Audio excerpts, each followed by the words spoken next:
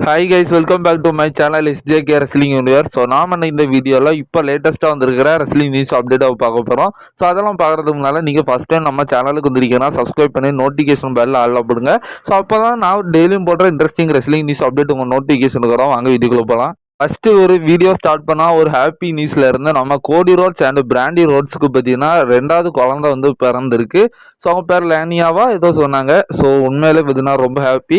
So ஆனால் ஒன்று brandy roads வந்து இப்போ ரீசெண்ட் டைமில் கூட நம்ம WWE அங்கங்கே இன்டர்வியூஸ்லாம் அவங்க இருக்கிறத பார்த்தோம்.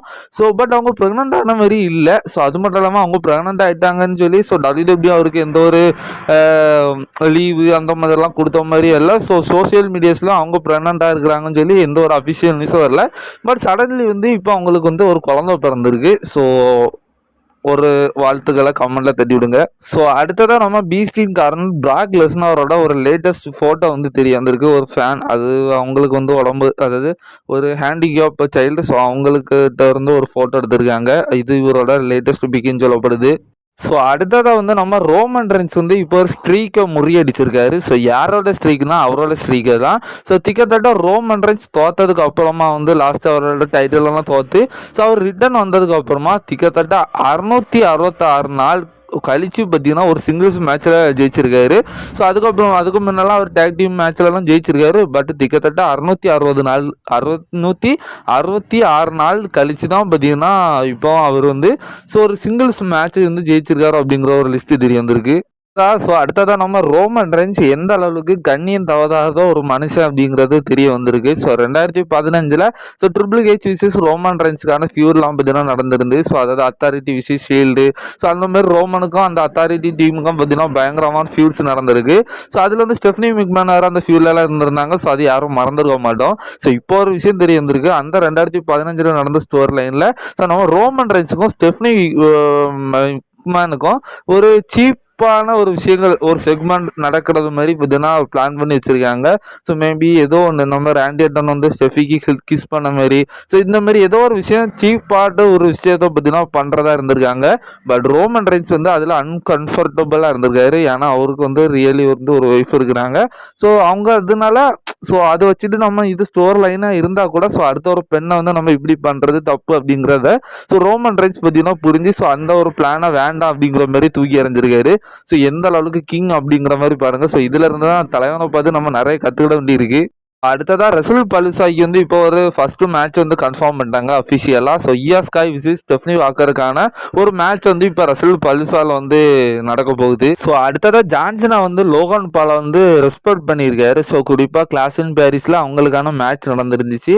ஸோ அந்த மேட்சை பற்றி பேசிட்டு ஸோ அந்த மேட்ச்சில் நம்ம லோகன் பாலோட இன்வால்மெண்ட் ஸோ அவரோட மேட்சிங் ஸ்டைலு ஸோ அதாவது அவரோட அந்த சில விஷயங்களை வச்சு இப்போ நம்ம ஜான்சனா லோகன் பாலை வந்து ரெஸ்பெக்ட் பண்ணியிருக்காரு. அடுத்ததாக வந்து இப்போ DIY டீமை வந்து இப்போ இன்னைக்கு நடந்த NXT எபிசோடுக்கு கூப்பிட்டு போயிருக்காங்க. ஸோ பார்க்கலாம் இதுக்கு மேலே வந்து அவங்க NXTயில் இருக்க போகிறாங்களா ஸோ இல்லைன்னா அங்கே ஏதாவது ஒரு ஃபியூடை முடிச்சுட்டு ஸோ மீண்டும் வந்து அவங்க WWEயோட ஸ்மாக் டவுன் எபிசோடுக்கு வராங்களோ அப்படிங்கிறது. பட் இப்போதைக்கு அவங்க வந்து NXTக்கு போயிருக்காங்க. ஸோ அடுத்ததாக இப்போ ராக்கோட லேட்டஸ்ட் பிக் வந்து தெரிய வந்திருக்கு. ஸோ இது வெளியே வந்த உடனே இப்போ இன்டர்நெட் முழுக்க பிளாஸ்ட் ஆகிடுச்சு. ஸோ ரெஸ்லிங் ஃபேன்ஸாக இருக்கட்டும் ஸோ ஹாலிவுட்டாக ரொம்ப பார்க்குறவங்களா இருக்கட்டும் ஸோ ராக்கை பார்த்து இப்போ ரொம்ப வருத்தப்படுறாங்கன்னு சொல்லலாம். ஏன்னா அவரோட ஃபிட்னஸ் லெவல் வந்து இப்போ ரொம்ப குறைஞ்சிருக்கு. ஸோ குறிப்பாக உடம்பே வந்து ரொம்ப வத்தி இருக்குது. ஸோ சுருக்கெல்லாம் உழுக ஆரம்பிச்சிருக்கு அப்படிங்கிற மாதிரி சொல்லப்படுது. ஸோ மேபி இது வந்து ராக் வந்து ஏதாவது மூவிக்காக கெட்டப்பை வந்து மாற்றுறதுக்காக உடலை வந்து குறைச்சிருக்காரா ஸோ இல்லைன்னா அவருக்கு இப்போதைக்கு உடலில் ஏதாவது பிரச்சனை அப்படிங்கிற எந்த ஒரு ஃபர்தர் அப்டேட்டும் வரல. ஸோ இப்போ அவரோட லேட்டஸ்ட் ஃபோட்டோஸ் மட்டும் இந்த இன்டர்நெட்டில் வைரலாக ஆகிட்டு ஸோ என்னை பொறுத்த வரைக்கும் உடனெல்லாம் பார்த்தீங்கன்னா ரொம்ப வந்து உடம்புகள் குறையாது.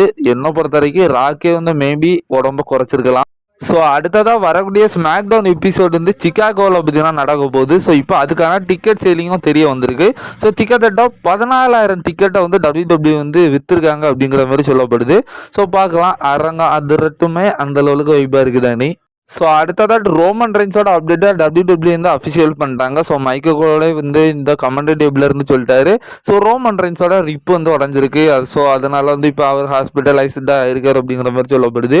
ஸோ இது எல்லாமே ஸ்டோர் லைன் தான். ஸோ ரோமன் ரென்ஸுக்கு வந்து மூவி ஷூட்டிங் இருக்கிறதுனால வெக்கேஷன் போயிருக்காரு அப்படிங்கிறது ஸோ எல்லாத்துக்குமே தெரியும். ஸோ இதெல்லாம் நம்ம ஒரு நியூஸாக சொல்லலாம். பட் இப்போதைக்கு WWE கதையின்படி ரோமன் ரென்ஸோட ரிப் வந்து உடஞ்சிருக்கு அப்படிங்கிற மாதிரி சொல்லியிருக்காங்க. ஸோ அடுத்ததாக நம்ம இப்போ மெயின் நியூஸுக்கு வந்துட்டோம். ஸோ அதுக்கு முன்னால் இந்த வீடியோக்கு லைக் பண்ணலான்னா பண்ணிவிடுங்க, கமெண்ட் பண்ணலான்னா பண்ணிவிடுங்க. சேனலை புதுசாக வந்துருக்கீங்கன்னா சப்ஸ்கிரைப் பண்ணி வச்சுக்கோங்க. ஸோ ஃபஸ்ட்டு வந்து மெயின் வரல ஃபஸ்ட்டு நியூஸ் வந்து நம்ம ஏஜே லீயோட ரிட்டர்னை தான். ஸோ இப்போ அதாவது இப்போ செத்தோட ஃபேக்ஷன்லேருந்து பெக்கி இணைஞ்சதுக்கு அப்புறமா இப்போ பெக்கி வந்து ஸோ சிஎம் பங்க் வந்து ரொம்ப கார்னர் பண்ணுறாங்க கடந்த வாரம் மண்டே நைட்ரால். ஸோ ரொம்பவும் டிஸ்ரெஸ்பெக்ட்ஃபுல்லாக வந்து நம்ம பெக்கி வந்து நம்ம சிஎம் பங்க் வந்து அடிச்சிருக்காங்க.